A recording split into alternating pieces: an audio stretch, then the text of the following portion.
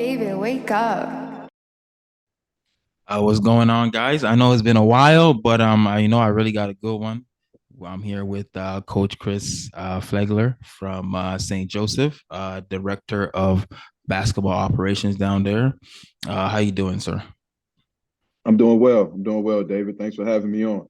All right, all right. Let's get right to it. So my first question is, I know you're a director at the school. Can you lead us or walk us through, how you got that role? Actually, so this is my going to be my second year as a director of basketball operations. Um, but I came in as a graduate assistant uh, 4 years ago now. So I spent 1 year as a grad assistant. Got promoted that next off season to video specialist, which is like a video coordinator. I was in that role for 1 year, and then I got promoted to director of basketball operations. And so now I'm going to just finish my first year now, going into my second. So that's kind of how I got into it, to this role at St. Joe's. Okay. Okay. Nice. Nice. And what are your responsibilities at the as a director of basketball operations? So some people don't know. Yeah, so as a director of basketball operations, you pretty much uh, are the person that's like you're the point person for everything logistically, from travel to budget to day-to-day scheduling to housing on campus and off campus for the players. You work side by side with the head coach and just like the daily operations of the program, practice scheduling. You do some game scheduling, and it varies from institution to institution.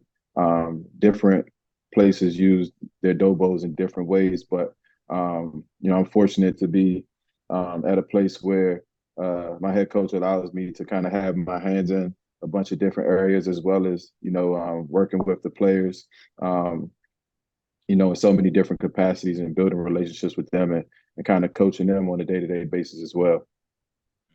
Any advice for young people, looking up to you that want to be in your role? Yeah, I would say really lock in on whatever it is that you're doing right now. I think a lot of times it's easy for us to look ahead and say, like, I want to be this, I want to be that, and we should do that. We should be ambitious. We should have dreams. We should have goals. But it's equally as important, if not more important, to just be a good steward of the current role or position that you're in. So if you're just an AAU coach, which I've been, you put your all into that. You give those young people everything that you have um, while you're there. If you're a JUCO coach, which I have been, you put your all into that, and you continue to work on your craft, and you give all that you can to those young people. If you're a Division III, Division II, high school, which I have been all of those, you give your all right where you are. I mean, the most important job that you have is that you can have is the one that you're currently in. And so no matter how small you may think it is, you treat it like it is your St. Joe's or your Duke or your Los Angeles Lakers. Okay. Okay. Nice. Nice. Um, our next question is, I know you're a man of faith, and how has your faith given you success in life up to this point? My faith is How has my faith given me success? My faith has been absolutely everything. It's my foundation. I don't know how anyone can um, coach basketball, much less live life, without faith. Um, because life, basketball, it all throws so many different things at you. And if you don't have faith, you can buckle, you can crumble underneath it. It's a song by Maverick City Music called Firm Foundation. They actually sung it in church today. And the lyrics are like, Christ is my firm foundation, the rock on which I stand when everything around me is shaking. I've never been more glad. And just talks about putting his faith in Jesus. And it's like when the rain comes and when the wind blows, which is also in scripture, um, you won't be moved. And so, life will throw so many twists and turns, and closed doors and missed opportunities at you. And if you don't have a faith that you can can stand on, and you can go and look to God and know that everything is going to be okay, because it says it in His Word. It could be really, really challenging. It's going to be challenging anyway, right? But when we know that we have God as a Father, and Jesus as a Savior that is able to carry us through each and every storm of life, and able to give us the strength to get up day after day, like on the days when we don't feel like taking another step, when we just don't have it in us, because life can be that difficult and that challenging. If you don't have the faith to look to God for our help, it can be really challenging. So for me personally, I say all that to say faith has been everything. Like I stand here today before you, and in the position that I am, all because of faith. All because of faith, and some of it my work, but it's been because God has given me the strength to do the work, right? Right. And so faith without work is dead, but it starts with faith. Okay. What is the hardest part of being a faithful to God? Because it's not easy to be faithful, you know. Man, that's a great question. Wow, that is a phenomenal question. And the hardest thing about being faithful is that you can't rely on yourself. And so, like, we're even taught, like, growing up, to be like self-sufficient and to be independent. But to have faith is like, your faith is the substance of things that you hope for, but it's the evidence of what you cannot see. So it's like being in a game, right? And you look up on the scoreboard, and the clock, the time is steadily dwindling down, and you're down by 20 points. If you don't have faith that you can still win the game, you'll give up. And I'm sure, like, we've been around basketball long enough that we've seen teams just simply just give up. They run out of gas. They don't have it. But what it is that they lack in that moment is faith. Like, come on, guys, like, it's to rally around each other. Like, man, we can still do this. And I look at life in the same way. It's like God is the master coach, as well as being the go-to guy on your team. It's like playing on the team with a Kobe or a LeBron. Like, if you got those guys, you're never out of a game. Mm-hmm. And so it's not on me to take the shot. It's like, man, I got that dude with me. Is that you got to be willing to pass the rock. You got to give it up. You can't be willing to be the one that's trying to take every shot. I think Proverbs 3:5 says to uh, trust in the Lord with all of your heart, lean not on your own understanding, but in all of your ways acknowledge Him, and He will direct your path. So if you're talking about trusting, and you're talking about, like, not leaning on your own understanding, you're talking about acknowledging God, and it's like you're surrendering. You're taking your hands off of it, and you're like, okay, God, you lead the way. And that's hard, and it's challenging at times, because I've been there even in my own career, where I've tried to, like, finesse and make things happen, and try to use my own intelligence. Like, okay, God, I'm going to be here. I'm gonna do this. I'm gonna finesse this situation. I'm gonna do this, and it's like, God is like, my God, like, I have a plan and a purpose for you. Like, surrender your dreams and your plans to me, and let me direct you, and help you out. So Okay. Okay. I know you a couple weeks ago you were at the Final Four on the panel mhm. with other, like-minded, faithful people. How was that like? That was an amazing experience for me personally. Just to be up there with some of my peers in the profession, some been doing it longer than me. Coach Leonard Hamilton from Florida State, um, Mm, and like those people, like, just being able to draw from, like, their wisdom, their experience, and just kind of hearing how they've been able to navigate, like, their journeys, was really cool experience for me. okay. Okay. Nice, nice.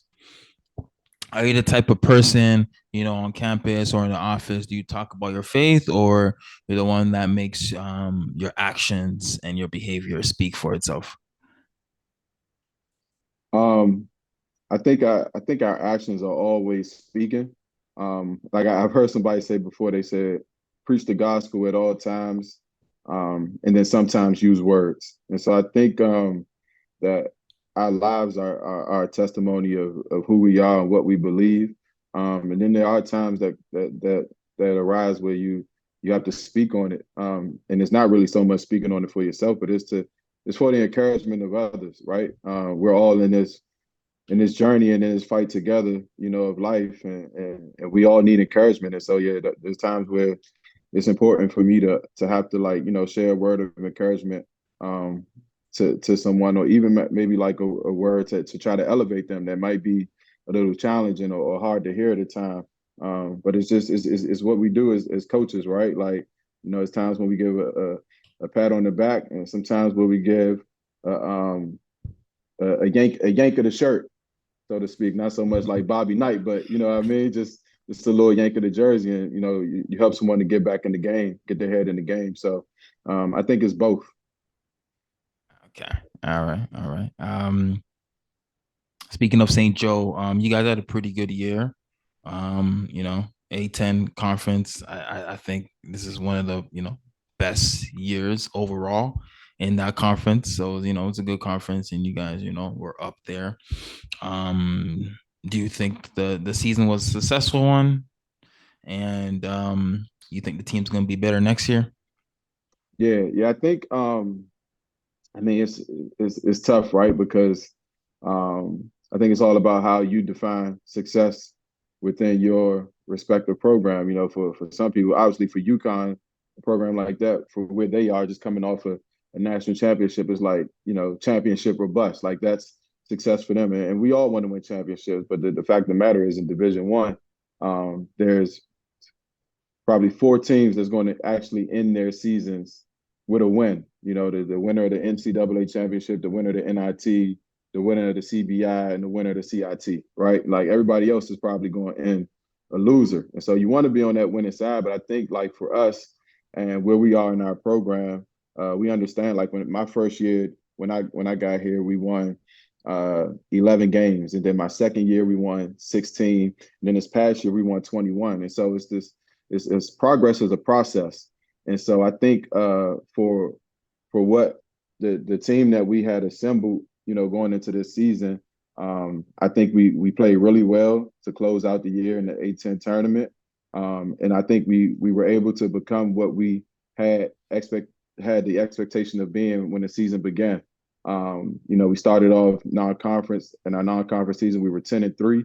And then we started off the A10, which is a phenomenal league, 0-2.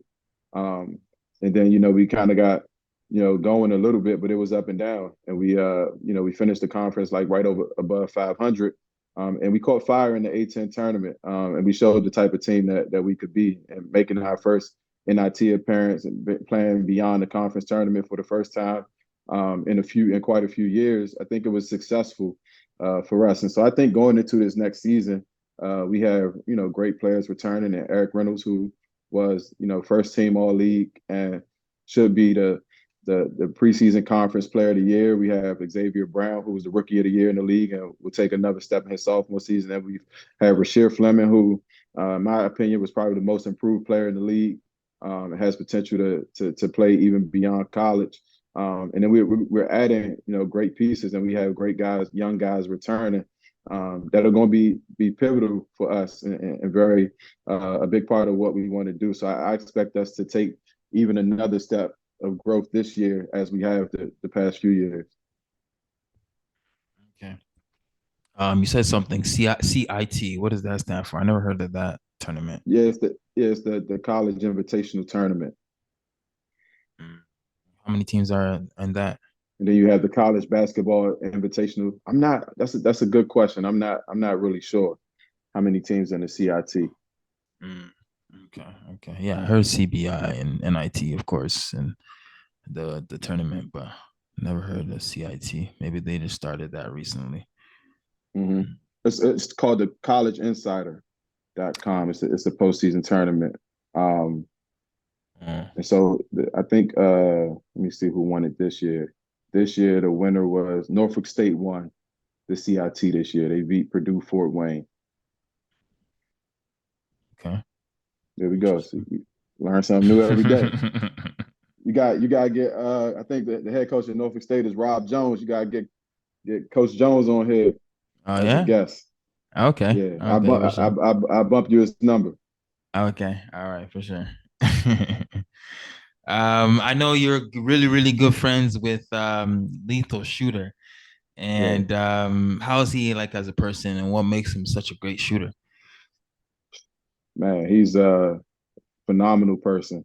Um, one of the most beautiful people I know, honestly. Such a pure heart. Um, think a person that is a giver. Um, and I think what makes him good is just like how relentless he is. So like, you people see his videos and don't really understand like all the work that gets put into it because he makes it look easy. And that's how it is with anybody that's great. Like, like we're gonna watch NBA games this evening. You'll see Shea Gilgeous, who's from your neck of the woods, right? In Toronto. It's like he's out there, he's making it look easy, but it's nothing easy about what he's doing. But Mhm. I heard him say in the press conference, post game conference earlier this year, they was asking him about his performance, and he was like, it's routine. Like everything that I do is pretty much routine right now. He's like, he said, that's my whole life is routine. It's like the time I go to sleep, time I wake up, time I spend with my family. Like everything is a routine, and so those guys make it look easy. And I think Chris Matthews, lethal shooter, is the same way, right? He's very regimented and he's relentless. And he's been through a lot in his life as he shares on his Yeah. social media platform that's built Yeah. him to who he is today. And I think that's what makes him great. I think, Martin Luther King said, without struggle, there is no progress. And so I think that's what makes him great is you see, all that he's been through and all he's been able to endure and how resilient he is. And now it's just coming out and the world's getting to see, what we've known, people that have known him for a long time, what we've known all along is just truly how special he is. He's just been able to keep going. And that's a testament to him and to his faith as well. Okay. All right. I learned something new again. I didn't even know that was his name, Chris Matthews. That's the first time I Yeah. heard. That's the only thing I heard was Lethal Shooter. So that's funny. Yeah. And yeah. And my last question, NBA playoffs is starting. Just want to know, your thoughts on the NBA. Who do you think is gonna make the finals and why? Hmm. Man, my thoughts on the NBA, I'm obviously. a I'm a So Laker guy, so just you're a Laker just guy? just to tell you. Yeah, no, I grew up a Laker guy for a long time. Kobe Bryant was my favorite player growing up as a kid. Really, I think a lot of even my philosophies that I have um, about the game really came in, and I learned just from watching him, studying him, hearing him talk about the game mentality and all those things. So yeah, I'm with you on the Lakers, but I don't think that the Lakers going to make it to the championship this year, unfortunately. Sorry, man. My bad. I mean, we just saw it Yeah, last night, right? It's gonna be a tough series yeah, for them. I yeah, it mean, is. the Nuggets are loaded and it's just you don't have a lot of margin for error when you're playing them. You got KCP shooting the ball the way that he did last night. And then Jokic being Jokic, like they have so many different pieces. Yeah, They got four guys who can get 30. Like it's complete. just You have a complete team. they're a complete team and they defend at a high level. So I think coming out of the East, I would like to see Boston come out there. I think Jason Tatum and Jaylen Brown. But I have a lot of respect also for the Knicks and Tom Thibodeau and how they defend and just the continuity that team has with Jalen Brunson leading them. But I think either Boston or New York out of the East. Boston out of the But East. And then in the West, probably Denver. I can see Denver. I can see Denver coming out again. So that's my picks: Denver and Boston. okay. Denver back to back. You think Denver back to back? Now I want to see Boston get it done. I'm gonna go with Boston. Boston. Okay. All right. We'll see. We'll see in June. We'll see who wins it. Yeah, yeah, we'll see. All right. Yeah. Yeah. That's all I got for today. And honestly, I just brought you here mainly just to talk about your faith, and hopefully that inspires somebody else to use their faith and get what they want out of life as well too. But anything else you want to add? No, I would just say, man, for anyone who's watching or listening, um, I mean, we talked about it a little bit here, but I would just encourage you, man, to just keep going. That's the greatest thing that we could do is to just put one foot in front of the other, no matter how challenging or hard it is, and just keep going, man. Just keep going.